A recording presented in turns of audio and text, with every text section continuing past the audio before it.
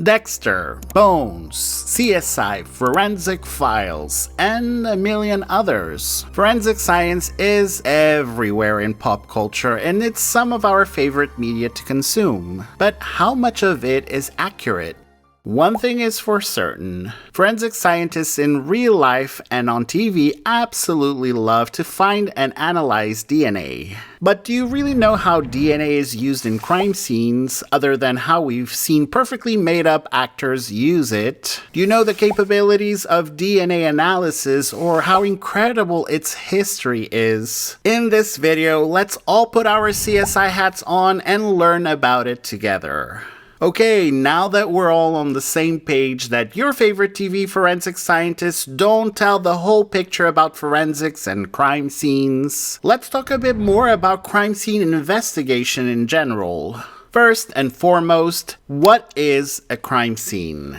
Sure, it's where a crime happened, but it's actually so much more than that. Crime scene is any physical scene anywhere that may provide potential evidence to an investigator. It's not so much about where the crime took place, but rather what evidence is left behind for us to study. There's a ton of different kinds of evidence you can find at a crime scene, some more useful than others, and some way grosser than others too. One of the crime scene investigators' favorite types of evidence is DNA, which is what we'll be focusing on for the rest of our video.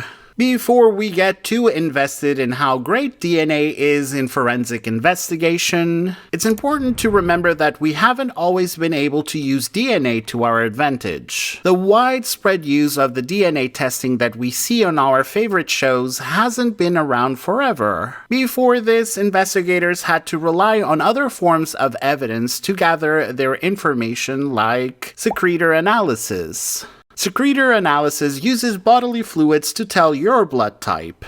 If you're a secretor, your blood type's antigens can be found in your blood, of course, but also by looking at other bodily fluids like saliva or urine. Now, if you're not a secretor, then your blood type is just limited to your blood. Bummer. Secretor status was much more persuasive as negative evidence during investigations, meaning it could be used to rule out someone as a suspect. For example, if you know the perpetrator is a secretor and the main suspect is a non-secretor suspect, then you know you need to look in a different direction. But if the perpetrator and your main suspect are both secretors, this isn't very helpful. You only know it could be this person or one of the other 80% of the population that are secretors. Talk about too many fish in the sea. Enter the creation and benefits of DNA testing and fingerprinting. Secretor analysis, be gone.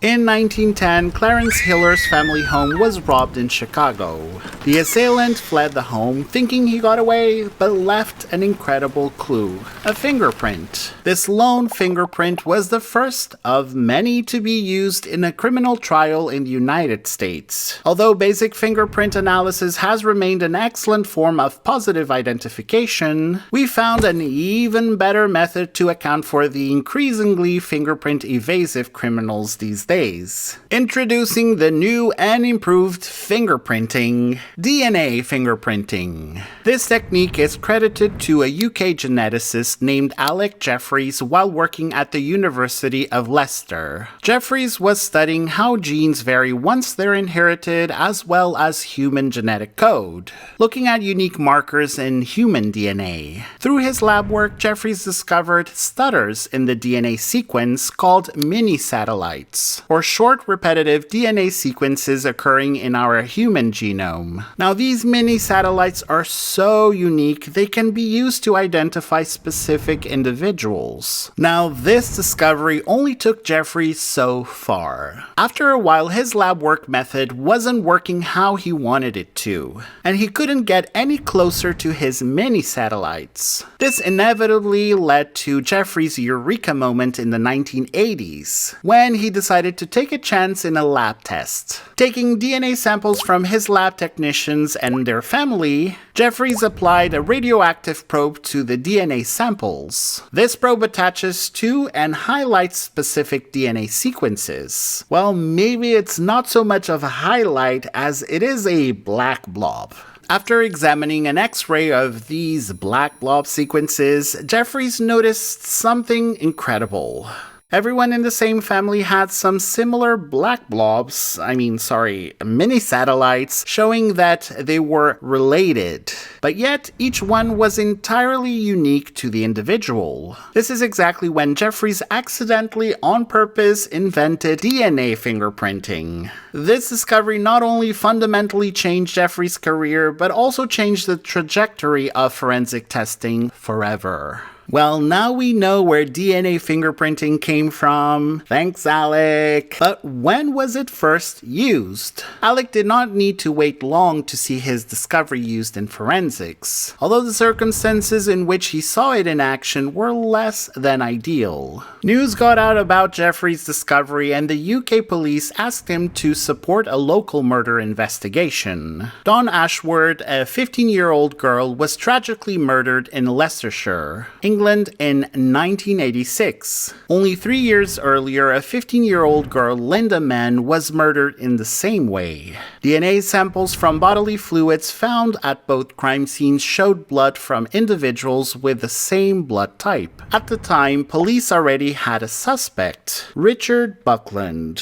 who knew unreleased details about Dawn's murder and was seen near the crime scene. When Jeffries analyzed Buckland's DNA and compared it to DNA at the crime scene, there was no match. Deciding to change tack, the police obtained blood and saliva samples from more than 4,000 men in the local area, but again, no success. These samples didn't lead anywhere until when the police got a tip that a civilian overheard someone saying they were paid to provide false samples. This led them to the man looking to evade testing, Colin Pitchfork. And surprise, his DNA was a match. He was convicted and sentenced to life in prison in January 1988. This case continues to be used as a case study in forensic science because of how revolutionary this was. Although we've got our favorite forensic scientists on TV to thank for the widespread popularity of forensic science interest, DNA is what we've really got to thank for all the incredible things that forensic scientists can accomplish at a crime scene.